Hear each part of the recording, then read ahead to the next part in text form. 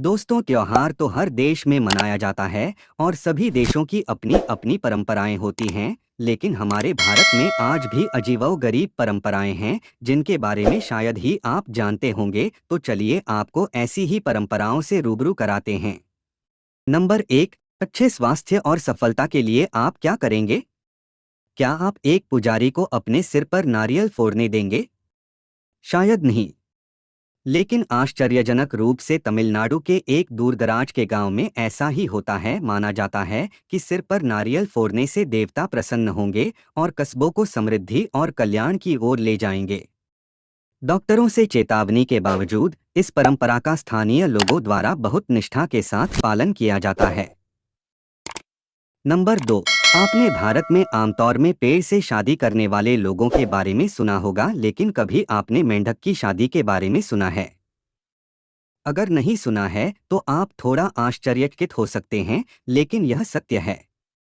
असम के जोरहाट जिले में पूर्ण विधि विधान के साथ मेढकों की आपस में शादी कराई जाती है।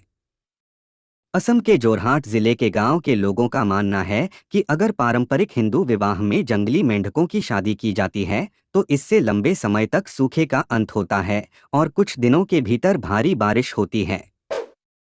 और इन मेढकों की शादी सभी हिंदू विवाह परंपराओं का पालन करती है, जो एक पुजारी की उपस्थिति में आयोजित की जाती है। नंबर तीन, तमिलनाडु में लोकप्रिय तिमिथी नामक त्योहार भारत की सबसे विचित्र परंपराओं में से एक है।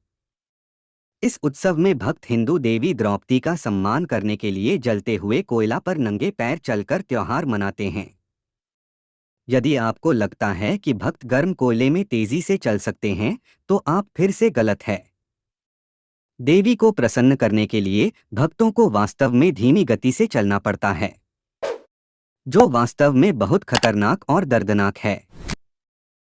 नंबर चार, क्या आपने सुना है कि लोग अपने पूजनीय देवताओं को प्रसन्न करने के लिए किसी भी लंबाई पर जा सकते हैं?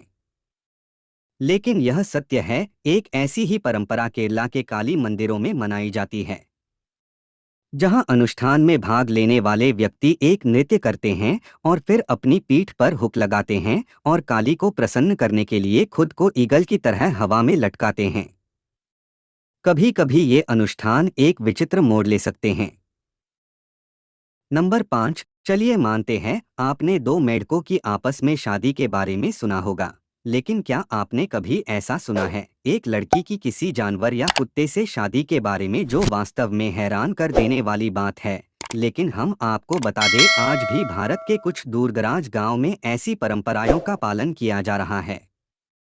गांवों के लोगों का मानना है कि अगर कोई लड़की किसी विकृति के साथ पैदा होती है और उस पर किसी बाहरी हवा का साया है, तो इस समस्या से लड़की को बचाने और राक्षसों को खुद से भगाने के लिए एक जानवर से शादी करनी होती है। एक बार ऐसा हो गया तो वह एक लड़के से शादी करने के लिए स्वतंत्र हो जाती है। नंबर 6, हमने आमतौर पर बच्चों को हवा में फेंकते हुए उनको खिलाते हुए देखा है।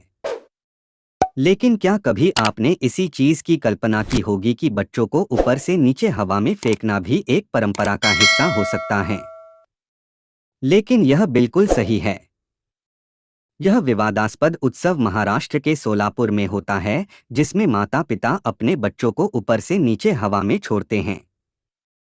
यह उत्सव कहनों को खतरनाक है, लेकिन ग्रामीणों का कहना है कि यह अनुष्ठान बच्चों को स्वस्थ जीवन का आशीर्वाद देता है। यह अनुष्ठान आमतौर पर उन माता पिता द्वारा किया जाता है जिन्होंने अपनी गर्भावस्था के लिए बाबा उमर दरगाह पर प्रार्थना की है। लेकिन इन दिनों यह उत्सव किसी एक धर्म से बंधा हुआ नहीं है। यह मुसलमानों, हिंदुओं और सभी धर्मों के लोगों को देख सकते हैं। नंबर 7, पुलिकाली महोत्सव भारत की एक अजीबोगरीब परंपरा के रूप में कार्य करता है। यह त्योहार केरल के त्रिशूर जिले में हर साल मनाया जाता है, जहां प्रशिक्षित कलाकार टाइगर के रूप में तैयार होते हैं और सड़कों पर चलते हुए पारंपरिक लोक गीतों पर प्रस्तुति देते हैं। हालांकि यह परंपरा कोई खतरनाक परंपरा नहीं है, लेकिन अभी भी कुछ हद तक विचित्र और मनोरंजक है। नंबर 8, देवारागट्टू मंदिर बानी महोत्सव के लिए प्रसिद्ध है।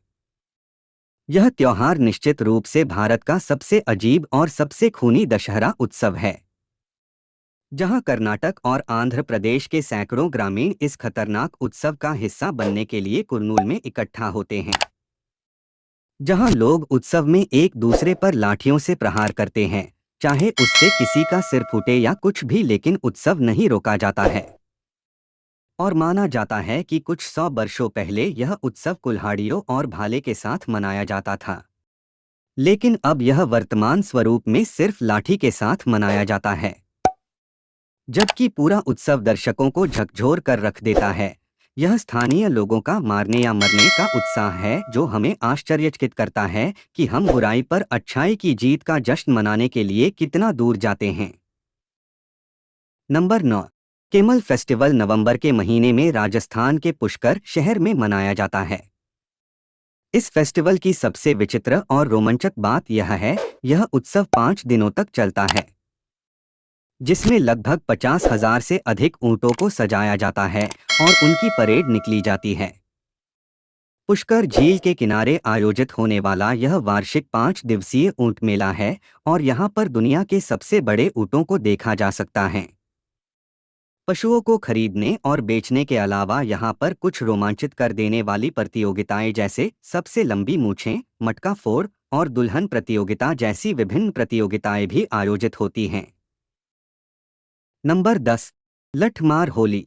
जैसा कि हम जानते हैं, होली पूरे भारत देश में धूमधाम और हर्षोल्लास के साथ मनाई जाती है। लेकिन क्या आप जानते हैं, होली बनारस शहर में कुछ अलग ही ढंग से मनाई जाती है, जिसे लठमार होली के नाम से जाना जाता है, और इसके नाम से ही अंदाज़ा लगाया जा सकता है कि यह होली किस तरह की होगी। लठमार होली में महिलाएं पुरुषों को लठ से मारती है, जबकि पुरुष ढाल से अपने आप को बचाते हैं, और इसी कारण इसे एक विचित्र परंपराओं का हिस्सा माना गया है। दोस्तों, आपको इनमें से कौन सी परंपरा अजीब लगी, हमें कमेंट करके ज़रूर बताना। ऐसी ही जानकारी के लिए वीडियो को लाइक और चैनल को सब्सक्राइब करें। धन्यवाद।